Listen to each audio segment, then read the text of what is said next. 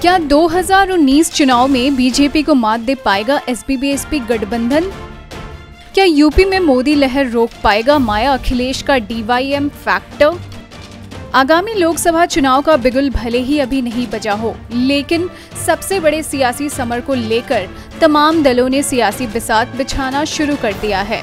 सभी दलों के सियासी योद्धा अभी से ही मैदान में ताल ठोकने लगे हैं। इसको लेकर देश के सबसे बड़े सूबे उत्तर प्रदेश में भी सियासी हलचल तेज हो गई है। खासकर एसपी-बीएसपी के साथ आने से ये माना जा रहा है कि इस बार यूपी में बीजेपी की राहें मुश्किल हो सकती है। सियासी जानकारों की माने तो इस गठबंधन का आधार एसपी-बीएसपी का पारंपरिक वोट बैंक है। एसपी के पास जहां यादव वोट बैंक है, तो वहीं बीएसपी के पास दलित वोट बैंक है। वहीं मुस्लिम वोट की बात करें तो इनका वोट उसी के हिस्से जाता है जो बीजेपी को हराने में सक्षम हो। इस लिहाज से देखें तो एसपी-बीएसपी का गठबंधन यूपी में बीजेपी को टक्कर देता नजर आ रहा है।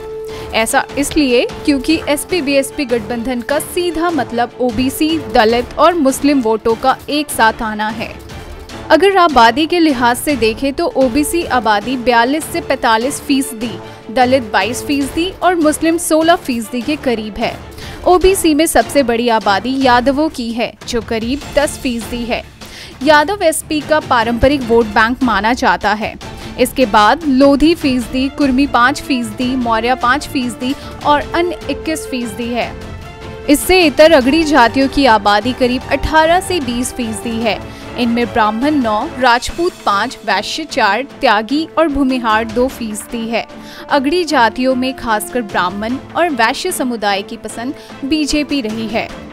यूपी में जाटव, पासी, धोबी, कोरी, वाल्मीकि और खटीक समेत करीब 66 ऐसे समुदाय अनुसूचित जाति में आते हैं, जिस पर मायावती का कब्जा माना जाता है। सूबे की 41 सीटें ऐसी हैं जहां दलित आबादी 20% से ज्यादा है, वहीं 29 पर मुस्लिम आबादी 20% से ज्यादा है, जो बीएसपी एसपी में बढ़ता रहा है। ऐसे में दोनों के साथ आने से मुस्लिम वोट के एक साथ आने की संभावना बढ़ गई है। ऐसे में ये देखने वाली बात होगी कि माया अखिलेश का डीवाईएम फैक्टर यूपी में मोदी लहर रोकने में कामयाब होता है या नहीं। इंडिया न्यूज़ वायरल की रिपोर्ट।